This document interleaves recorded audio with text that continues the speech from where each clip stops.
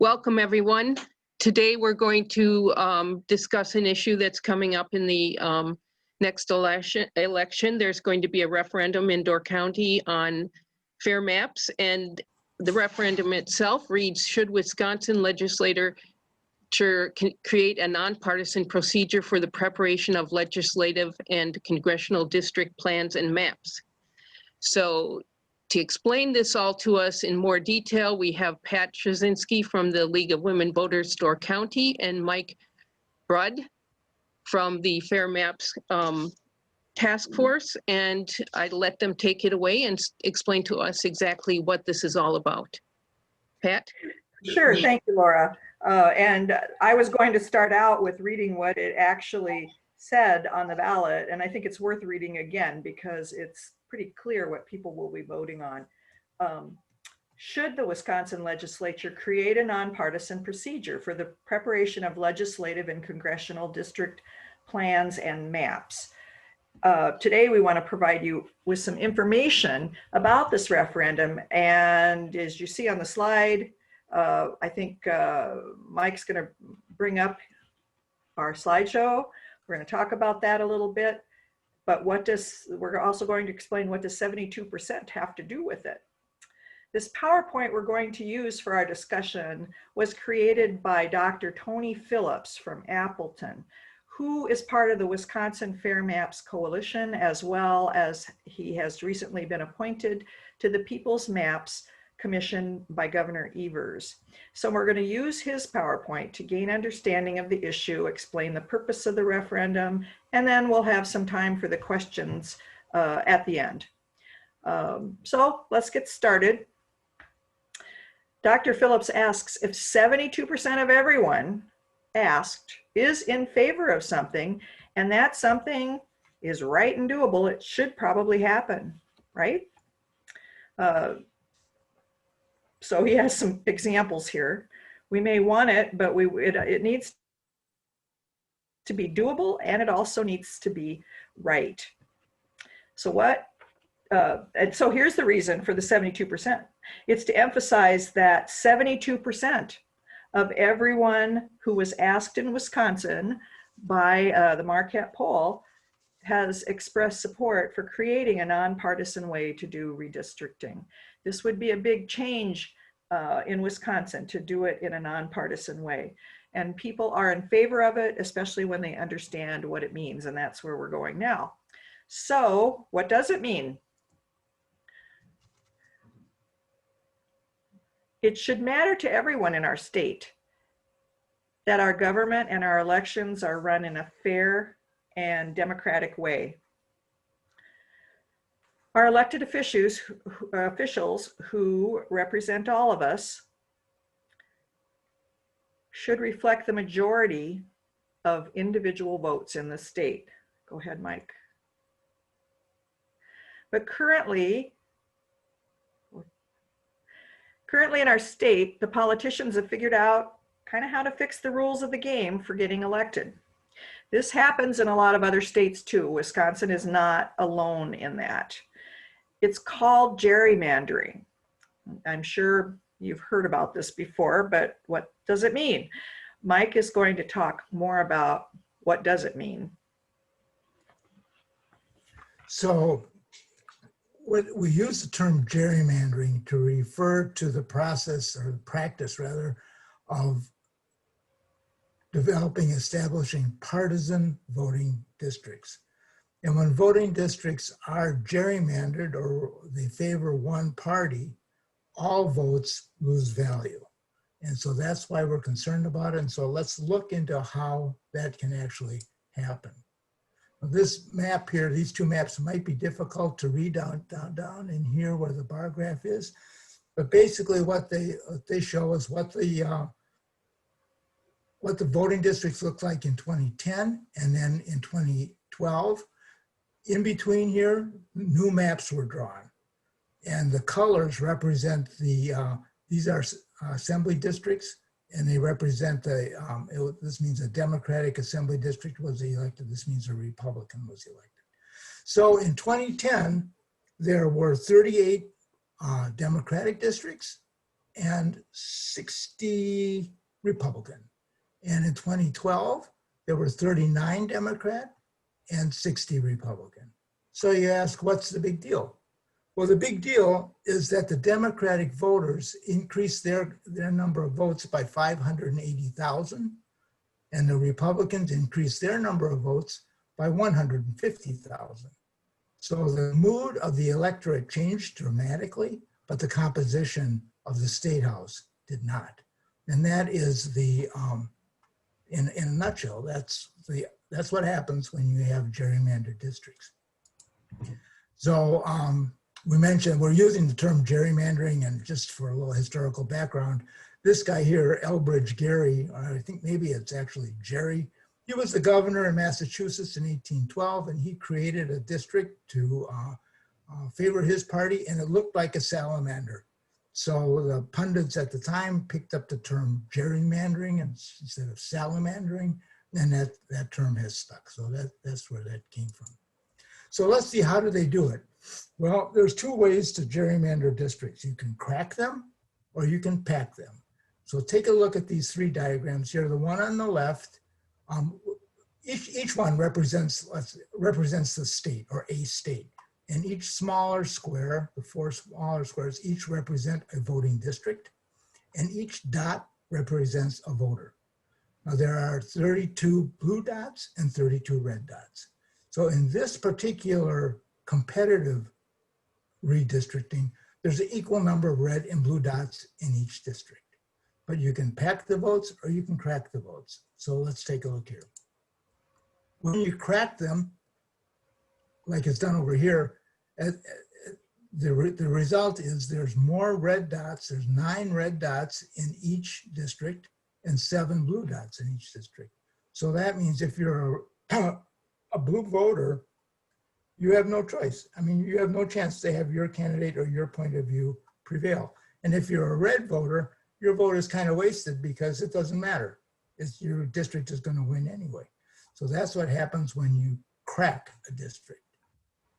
When you pack a district, which is what they've done here, in this case, the blue party controlled the redistricting, and they packed one district full of only red voters, thereby putting most of the blue voters out here and here with fewer red voters. So they packed the red in one, and therefore the blue voters prevailed. So you can see with the same number of voters in the same geographic area, you can have either a competitive district, a blue district, or a red district.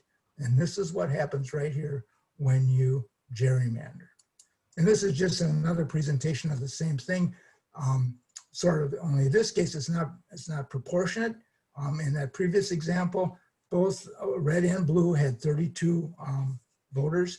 In this one, there's a 60% yellow and 40% green. And you can see that you can have, in this middle diagram here, you can have it be, proportionate, 3 yellow and 3 green. 3 yellow and 2 green, either by doing it a couple different ways, or you can go over here and you can create it where even though green has a smaller percentage of voters, they get more districts. So again, this is just another example of how you can gerrymander a voting district. Did I go backwards? I did. I'm sorry. So that's right. Oh, go ahead. Go ahead, Pat. It's yours. So you might ask, how does that make my vote less meaningful, right? I want to emphasize here that this works both ways, because both Democrats and Republicans have gerrymandered districts when it's been their turn to create the maps.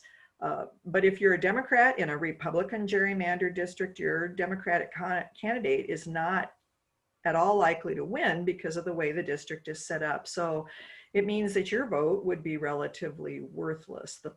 This is what we mean when we're talking about non-competitive districts. If you're a Republican, same thing. What it really means is that one party will win no matter what.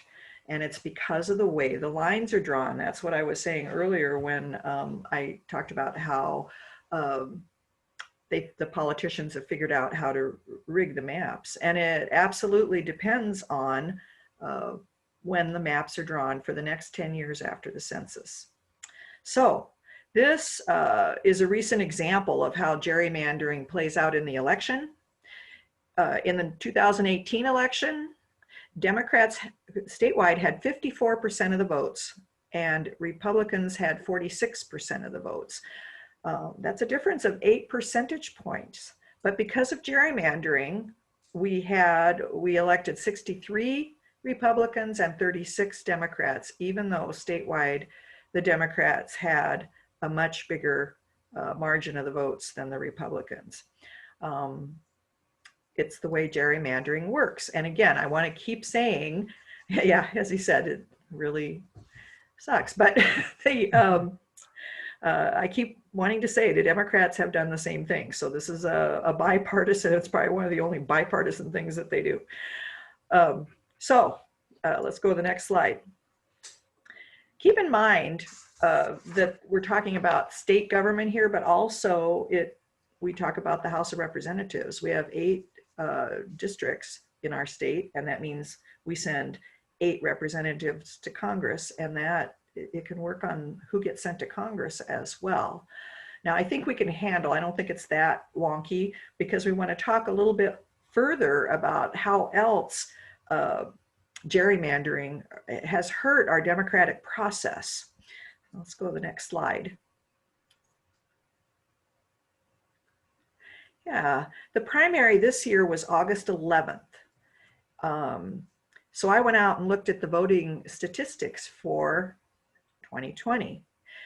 In April, when we had the presidential primary, 35.4% of the eligible voters voted. So people are interested in presidential elections, but not so much down ticket for the state elections. In August, which was the state primary, only 21.1% voted in the partisan primary in August. And that goes along with what Dr. Tony put here. About 20% of the citizens, that's been proven over and over, vote in the August election. And who are those people? Why do those people vote? They seem to be the ones who are the most ardent voters, the most political folks, the most gung-ho Republican or gung-ho Democrat. They always want to vote. And so it's the people who feel the strongest, and you might say are farthest right and farthest left, that tend to vote in that August primary. So those in office, they really know how few people do and don't vote in primaries. And they're kind of hoping that the rest of the voters don't pay too much attention. You'll likely win if you're a Republican in a Republican district because of the gerrymandering that's gone on. But they do have to sweat out the August primary. So they have to please those 20% of the voters. And so they're the ones that tend to hold more extreme conservative, or on the Democrat side, liberal views. And that means Republican candidates with more extreme conservative views will likely win the August primary now in Wisconsin. And the same follows in the Democratic gerrymandered districts. Let's go to the next slide. Yeah. So it turns out that the state primaries are really important, and those are the primaries where few people vote.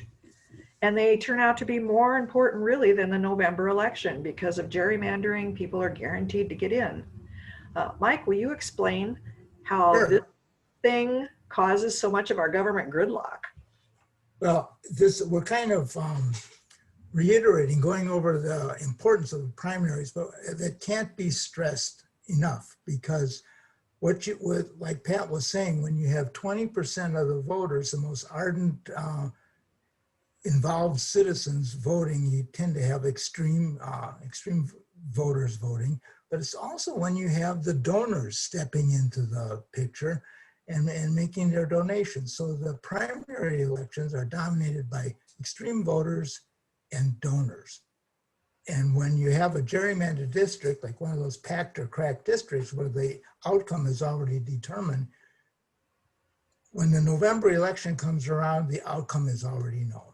you already know the Democratic candidate is going to win and the Republican candidate is going to win, depending on whether it's a cracked or packed district in whose favor.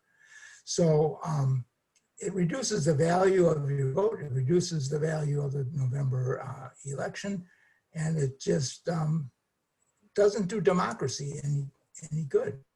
And this is just you know, the same story that I was just telling us. It's just frustrating. It's not fair. It's just not right.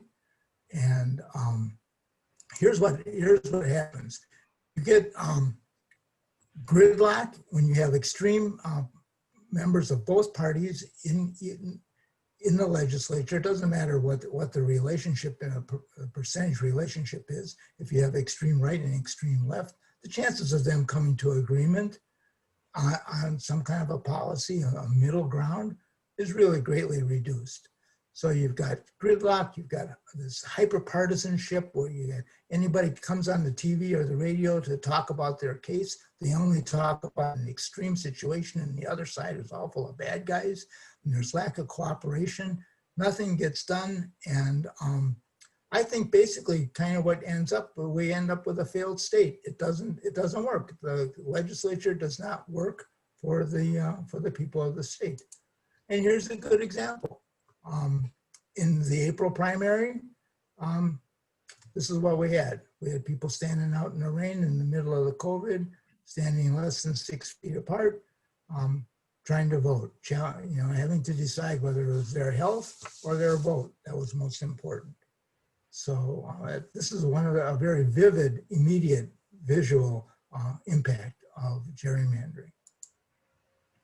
So let's see here. Well, you know, in Wisconsin, we apparently are 20% of the voters aren't enough, or are still, rather, let me restate that, are still too many voters for some candidates, because we've managed to confuse voters as much as we can. We changed the voter ID laws. We changed the how you register. We distort what's the difference between an absentee ballot and a mail-in ballot and voting early. I can't tell you how many people have contacted us and say, what are we doing here? What do we do with our ballot? Do we send it in? Do we mail it in? Do we go in person? And a lot of people will just throw up their hands and say, I'm not gonna vote. So gerrymandering is a part of this whole effort to confuse voters and make votes less valuable. Is a serious, serious matter for both parties. So Elbridge, that's quite a name, Elbridge Jerry has done quite a number on the whole country and particularly on Wisconsin. And it makes me mad. That's not me, but sometimes that's the way I feel. So Pat, take it away. Excuse me, exactly. The good news is there are people out there like us who are very interested in trying to fix this. While gerrymandering has gone on for a good many years, it has gone with computer availability to know where the voters are and so on. It's gone to this high level of much worse than it ever used to be. And as Mike talked about, it has made so much hyper-partisanship that people can't get together and fix things. They don't want to come together. And things that a majority of people have shown to support, like common sense gun control, because of the both parties, people have expressed that this needs to happen. But because the hyper-partisan further right, further left folks are the ones who are getting elected, they can't get started on trying to find a middle ground. They just draw the line and say no. So anyway, this is what the idea to fix the situation is, what the idea of fair maps is about. And why it's so important now. The lines are drawn in fair maps without looking at any data regarding any of the voters' party affiliations. They're drawn to keep neighborhoods together, have natural divisions of population as the guide to evenly divide up the districts, not by party. as they do in gerrymandering. The Wisconsin Constitution, Article 4, says that after each census, which is every 10 years, quote, the legislature shall apportion and district anew the members of the Senate and Assembly according to the number of inhabitants. That means whatever political party happens to be in power after the census will be in charge of drawing the lines. And this is why gerrymandering keeps going. Unfortunately, the partisan politicians have taken the constitutional responsibility and used it to try to cement themselves in place, drawing new lines to favor their party voters in each of the districts that get drawn. And again, I think this is just exacerbated by computers getting involved over the last 10, 15 years, because they can get so specific and so sophisticated about how the lines get drawn. Every time for many years, redrawing the lines has ended up in litigation. So the parties can't agree, there's lawsuits filed, and it ends up that the court has to weigh in and draw the lines.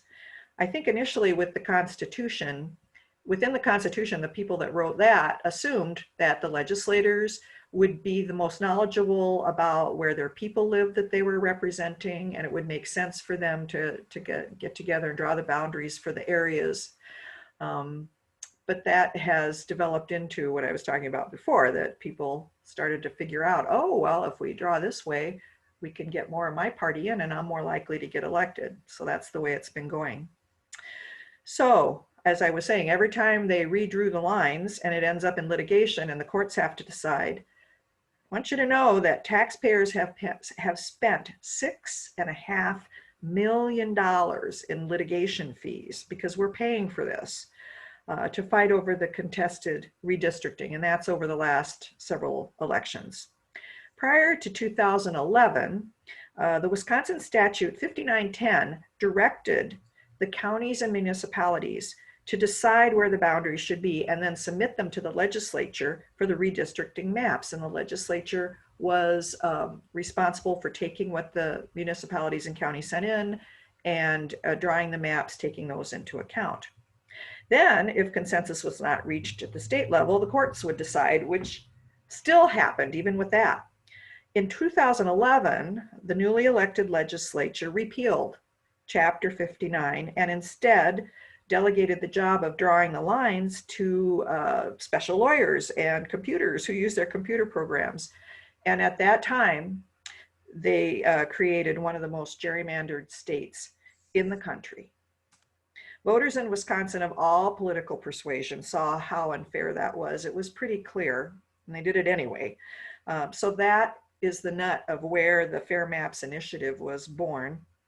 Now 72% of Wisconsinites say they want their representatives to win fair and square, not because the lines were rigged. So Mike will talk about where things are now, and why Door County has a Fair Maps advisory referendum. Thank you, Pat. Yeah, I want to apologize to the room, to the group, and particularly to Pat, because when we were talking about this presentation the other day, I told her it was 6.5 million. Upon further review, it's actually 3.5 million. Oh, that's still a lot of money, Mike. It's a lot of money. A lot of taxpayer money that could have built a few bridges and roads and so on. It is a lot of money, but I want to make sure everybody understands that the right number is $3.5 million. So my apologies. So yes, Door County is one of the counties that's involved in this referendum issue. The whole debacle of gerrymandering and partisan redistricting has worked its way through the courts all the way up to the Supreme Court last year, with a number of states having cases involved, and Wisconsin being one of them. And the Supreme Court ruled at that time that it was not the court's role to decide whether maps were fair or not. It was up to the state legislatures to do that. So the ball was basically kicked back to the Wisconsin legislature saying, fix your own mess. Why to think about the fact when I was a kid growing up, and let's say my mom would bake a cake and my sister and I would decide who, we'd divide it up into halves. Our practice was always one person would cut the cake and the other person would get to pick the piece that they wanted. The person that cut it didn't get to then pick the bigger piece. Well, what we've got going on here is the people with the knife, the people that are cutting up the state, also get to decide which side has more votes. And that is, you're not going to get that group to change their mind very easily, to give up that power. So we've been going through the process of having every state pass a resolution, every county pass a resolution endorsing the concept of fair maps.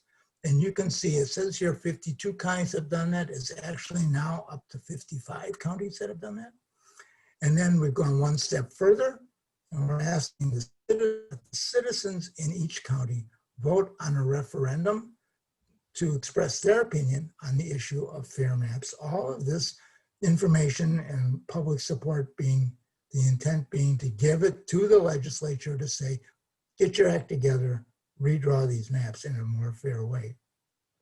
Well, to date, I believe it's 17 counties have passed a referendum with resounding votes. And on the November 3rd ballot, there are 11 more counties with referendum. Door County is one of them. We'll talk a little bit more about that in a second. And 2 municipalities, the city of Kenosha and the city of Barron. So coming up here, actually, I can tell you, it's Adams County, Bayfield County, Brown, Crawford, Door, Dunn, Iowa, Jefferson, Kenosha, and Rusk County, and Rusk counties all have referendums on the ballot. So if those 11 counties add to the current 17, if they all pass the referendum, we will have 39% of the counties in the state will have passed a referendum endorsing the idea of fair maps. And here, if you just want to see here what the percentage votes have been in each county, you can see the lowest one was it's like 65% in Lincoln County, which is also the very first one to do it. And it's been as high as 82% in Dane County and over 80% in Rock County. So these referendums have passed with overwhelming support, and we hope that in Door County we have the exact same result. So let's just take a look at these here. This is pretty wide, broad base, and actually in Milwaukee.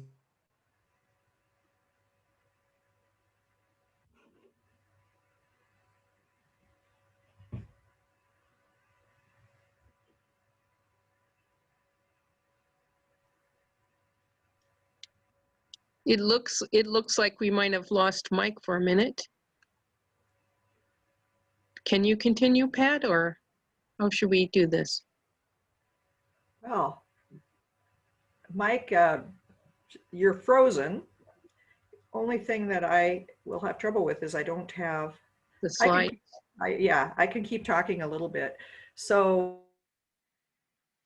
Mike was pointing out how many counties have this on a referendum. And the slide is gone too. But I can talk about it. Okay. How can we do this? And hopefully he'll come back in when he can. The problem lies in how we get this done. In some states, voters arrange statewide referendums demanding nonpartisan redistricting. This is kind of on the order of, you've heard of California Proposition, whatever, and the people vote on it and it becomes law because the people have voted for this law rather than having it going through the redistricting or going through the legislature. Michigan did this in 2018 with over 60% of the citizens in favor of doing nonpartisan redistricting. But Wisconsin law does not have binding statewide referendums. They just don't exist here. So how are we going to do it here? That's where we talked about earlier about drawing a process for redrawing election district maps by using the census, which will happen in 2021. The upcoming election may change a few seats, but because of gerrymandering, as we have learned, there are fewer competitive seats.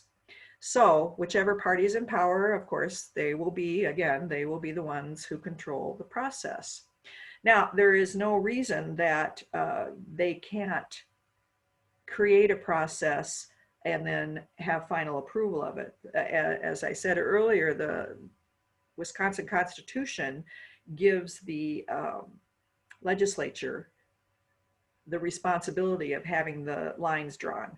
But as I talked about in 2011, they delegated the actual line drawing to some lawyers who, as I recall, met in a closed room and wouldn't let anybody in when they drew those new lines. So that means that we could have another process, more open and transparent, and then when the lines, and nonpartisan, and when the lines come up, the legislature would still have to approve them, so they would be taking their constitutional duty. So one of the slides that we can't see right now re-emphasizes, and maybe I can share a screen here. Let's see if I can do it, because I have it.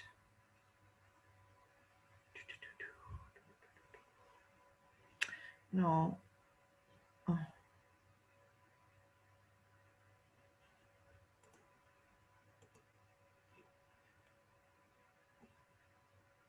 Yeah. Okay. There you go. Yeah. Oh, wait. Let me get down here and let me see if I can. I'm sorry, audience. We're all learning this Zoom. And that's typical Door County where connections are not always perfect. Yeah, Mike's way up north of Sister Bay. So I'm looking here to.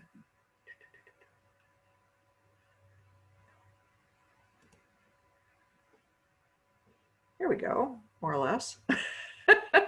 Oh. So now we have 63 Republicans and 36 Democrats, and the Senate has 19 Republicans and 14 Democrats. So the majority must agree on nonpartisan. So all Democrat members of the Senate and Assembly have co-sponsored nonpartisan redistricting legislation. So some of the folks out there, and I guess it makes sense because they're not in control now. But there have been, I don't want to say only, 5 Republican Assembly people, but none of the state senators have signed on as co-sponsors to these bills, which have languished in committee. But this is a slide I wanted to be sure we could get up. I wish I could figure out how to move it to the side. But there was partisan gridlock starting in 1981. Federal judges drew the maps. Democrats controlled the legislature in 2009, but they could have passed nonpartisan redistricting, but they did not. And then in 2011, of course, the Republicans gained control, and so now they've drawn the maps in their favor.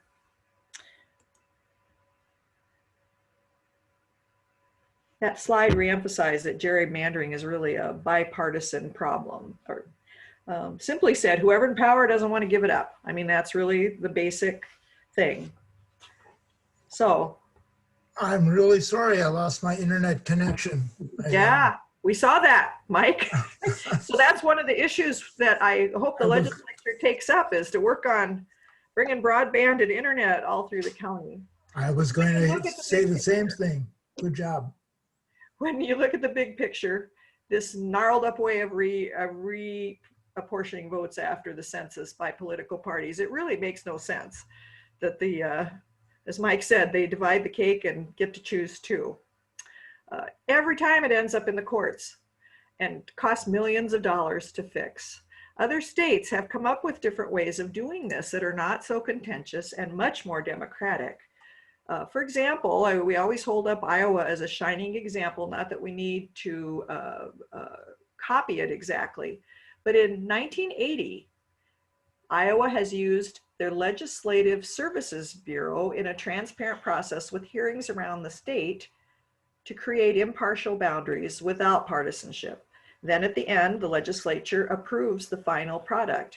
the court doesn't have to be involved. And I will tell you, if I remember my reading right, I think since 1980, they have not spent money on litigation fees. They said the biggest expense was for the people running the hearings around the state, gas money for them to get there. That was one of the, it's just absorbed in, it's very cost effective, and it draws impartial boundaries. And now Iowa has some of the most competitive districts in the country. Now I want to mention too, there's something called the People's Map Commission, which we referenced earlier. This was created by Governor Evers this year to take the idea of the People's Maps Commission, I'm sorry, is to take the census from the 2020 census to each of the 8 congressional districts in Wisconsin for public hearings and input, somewhat similar to what Iowa does. And then once that's finished and it's all put together, they'll have maps drawn and present it to the legislature as an alternative to going up in a secret room and drawing lines. The point is, people do want a fair, open, democratic process for drawing the lines, and that's where we get the term fair maps. County by county, the advisory referendums are telling the legislature that people are watching and paying attention to this.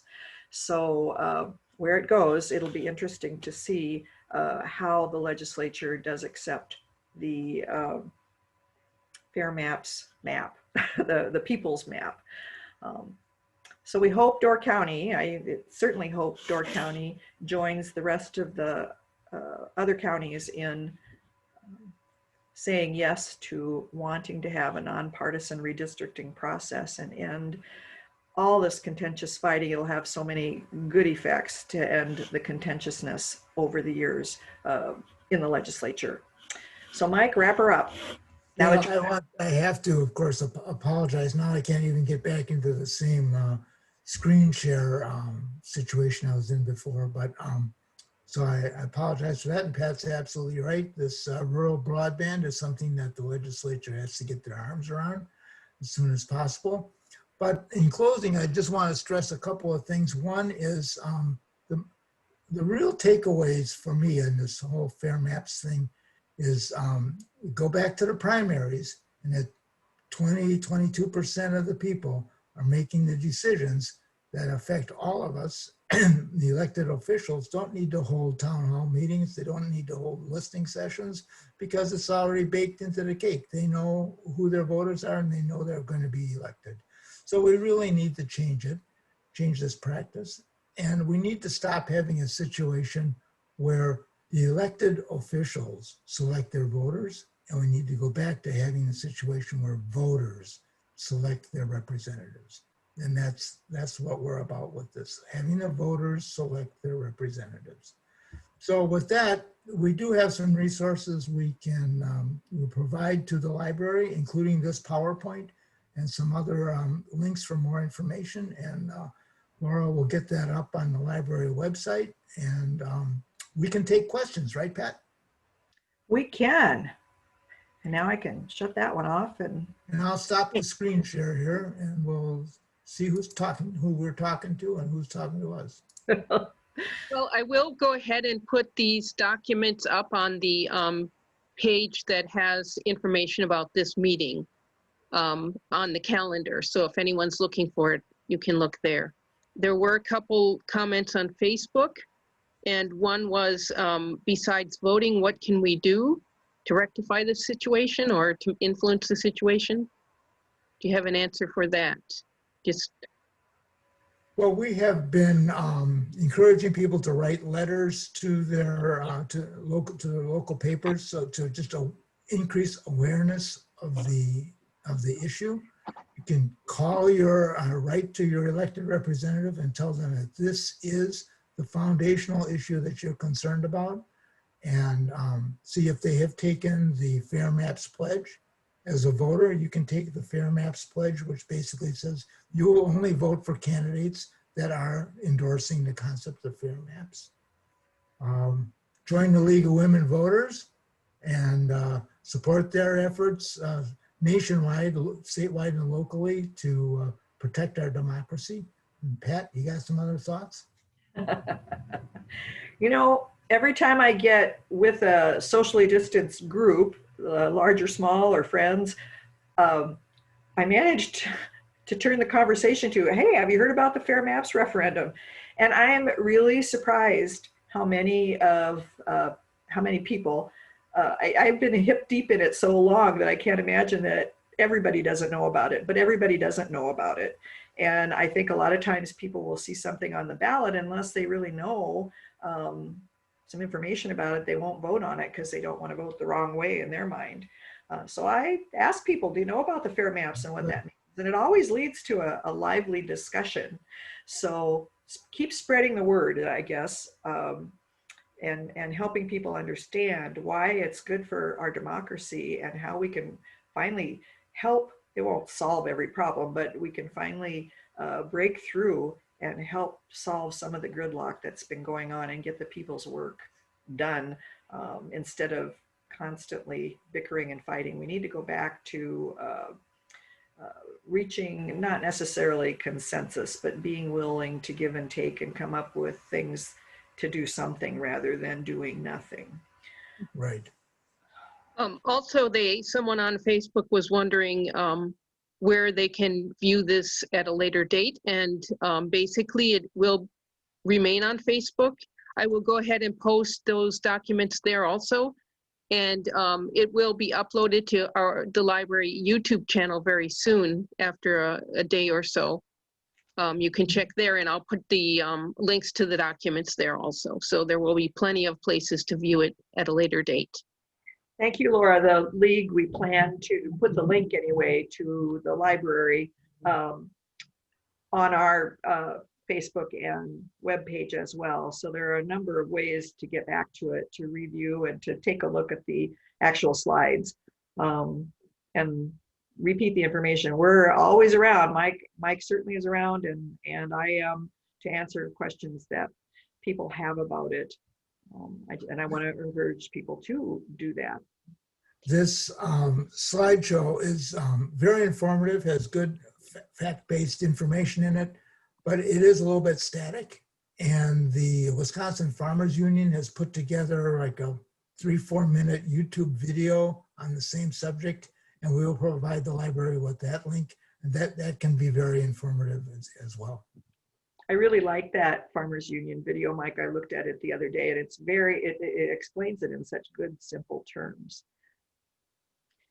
And now maybe we can unmute the people in our Zoom meeting and see if anyone here has a question. Does anyone want to speak up? I think you can unmute yourself.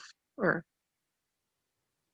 this is Gwen Grayboys. I do have a question. Is there a map that has an overlay between the assembly districts and the county lines so you can see them together? Or a map that has 2 different colors showing the assembly districts as opposed to the county lines? Yes, there is a map. I have one, and I will send that to Laura, and you can click on that as well. One of the things I want to mention, according to that, is that remember that they are not obviously drawn, the county lines aren't the demarcation lines. They have to look at the total population, and the reapportionment, the reapportioning of who is in the assembly and so on is based on population. So when you start getting into the weeds of this, it's a lot more complicated than just what is that slide with everything divided into 4 segments. It gets much more complicated. You've got natural things like rivers and the lake and so on, and where people tend to gather. And so they have to take all of that into account. And of course, people of one county, that's an important thing to do. People in one city, and sometimes the city goes over 2 different counties. So there's a lot into how they have to figure out how to do it. And I think the good news is, I think that having those computer programs to help find those things and make sense of them all is a good thing in general. It's just that when it's used and dumping in party affiliation, then that's when it becomes gerrymandering and isn't so good. No. Yeah, there are municipal boundaries, geographical boundaries, ethnic and cultural groupings, local government. I think of the story of Appleton. I believe that one in 2010, they had one assembly representative in Madison for the city of Appleton. Now there's 4. You'd think, well, that gives Appleton more votes, but really it just spreads. The people are confused, and the percentage of the Appleton voter in that district is smaller than it is for the outlying surrounding areas, so it dilutes the city's vote. So there's an example where they did not adhere to municipal boundaries at all. And so, like Pat said, it's a very complicated thing, but if you just eliminate partisan, how people voted, it gets a lot simpler. Okay, does anyone else in the Zoom meeting have a question? I do. Okay, Marianne? Okay, thank you. Couple things. One, do we have a reading on how our current assembly and senator view fair maps? And then secondly, when I listened to the forum that the league sponsored between Kim Jensen and Joel Kitchens, I thought I heard Kim Jensen state, first of all, I heard Joel Kitchens stated that we have no gerrymandering in our first district. So I'd like to hear a response to that. But I also heard Kim Jensen say that there is a small section of District 1 in the De Pere area that is gerrymandered. Well, I could start by saying I believe that both Kim and Joel have signed the Fair Maps Pledge. No. Joel introduced legislation, or was a co-sponsor of legislation in the last election, but to enact nonpartisan voting on nonpartisan voting districts. But he did nothing to advance the bill. It was as if he did that because he knew people in his district were interested in the issue. So now he can say he introduced the bill, but he never really pursued it.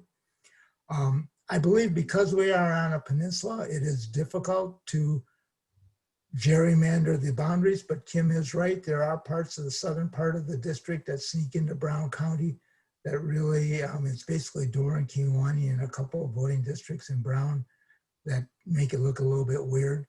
But that's my take on that comment, Marianne. Thank you. Does anyone else have a question?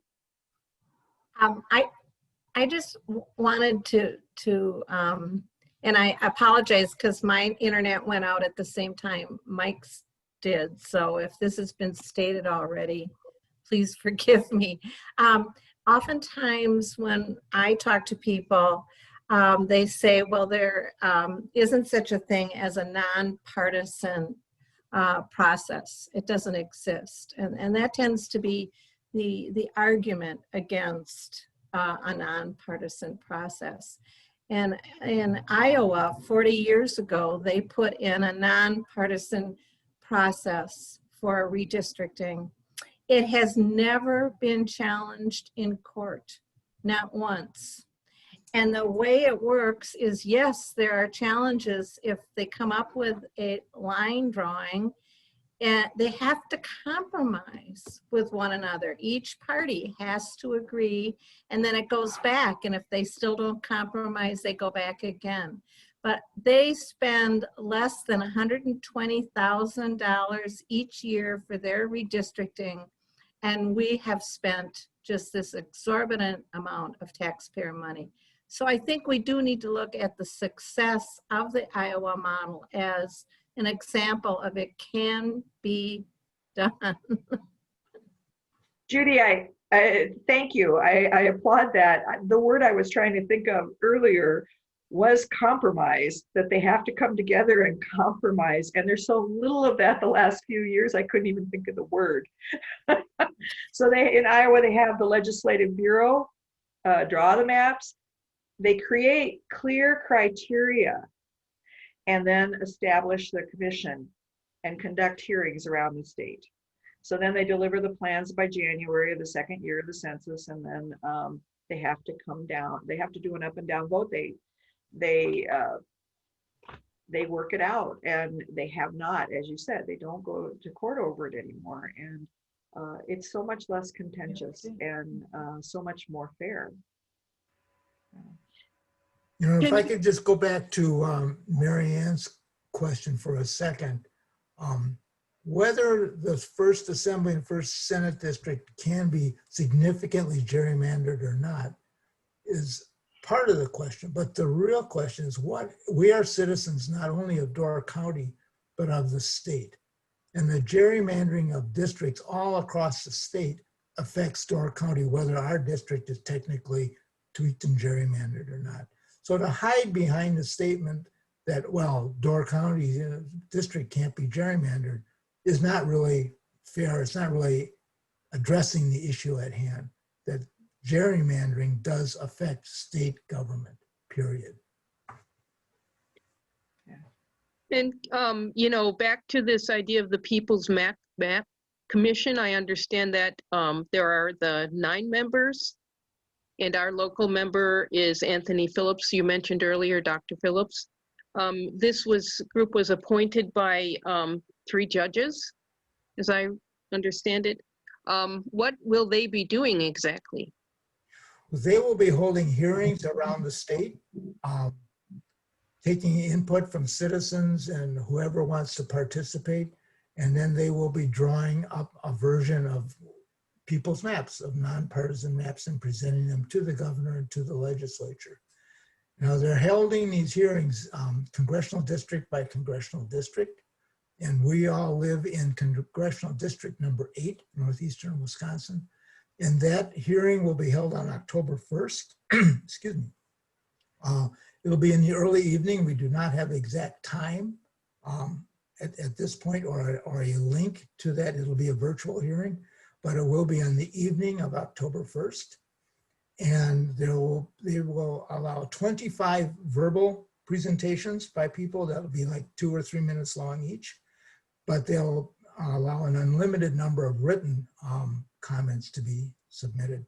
So as soon as we get the link, we will post that probably. I'm not sure exactly how. I guess we can give it to you, Laura.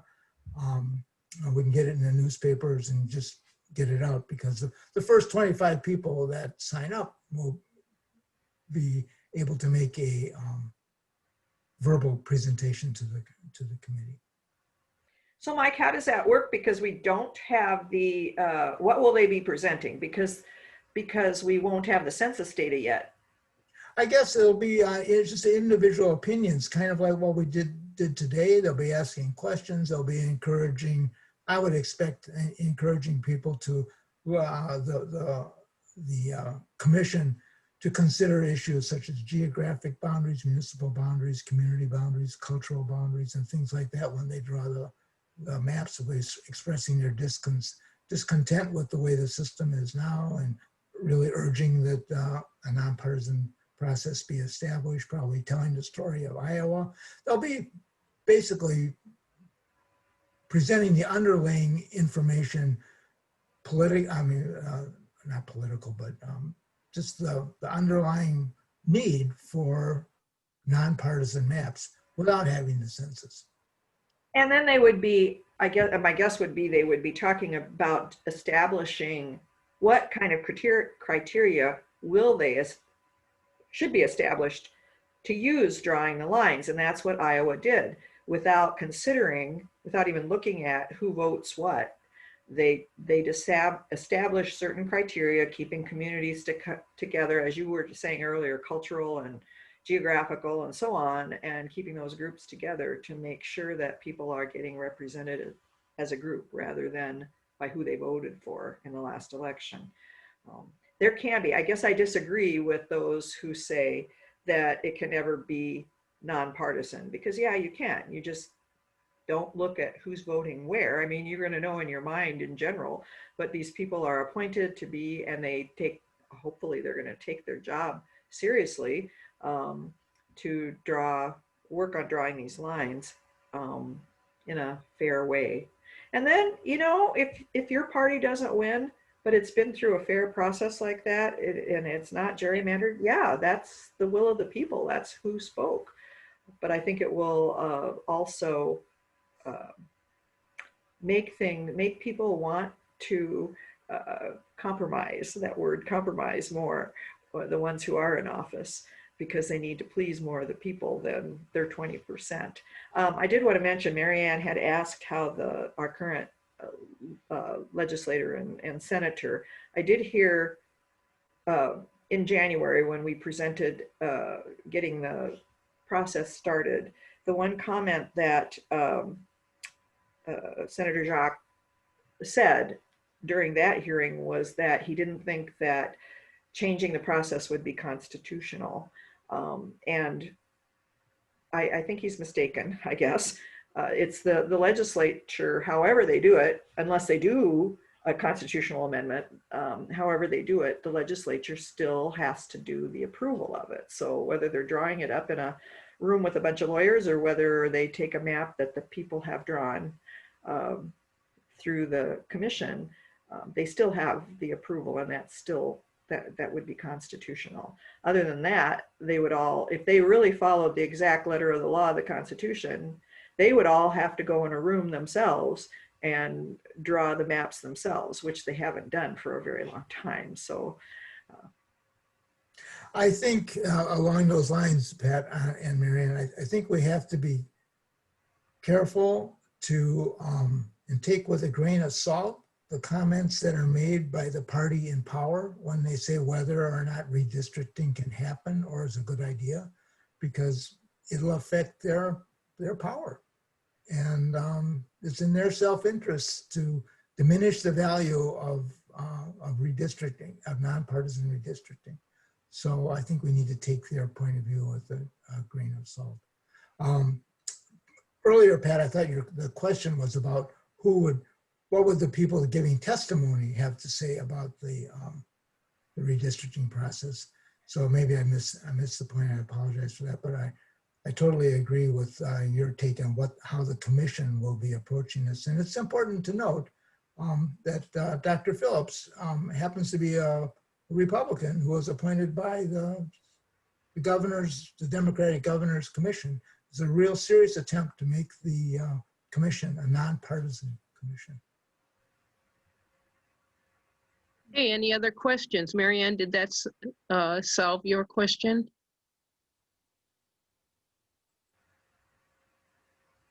Oops. We put her to sleep. Well, she raised her hand in the chat, so I was wondering if it was a good answer for her. Well, if there aren't any other questions, I think we can wrap it up, but we will definitely be posting this on YouTube. You can check it out on our library Facebook page, and we will post the links also. So if you do want to find our Facebook page or YouTube channel, just go to doorcountylibrary.org and you'll see links there to Facebook and YouTube. And I want to thank Laura and the library for offering or agreeing to co-sponsor with us so we can get this important information out well before the election. Okay, thank you. And is there a chance the news organizations can use quotes from this meeting for their reports? Is that okay with Pat and Mike? I'm not sure we have any say on that. They report the news as they want to, right? So, but of course. Yeah. Okay, thank you. Thanks everyone for listening, and remember to vote. That's right. Thank you all.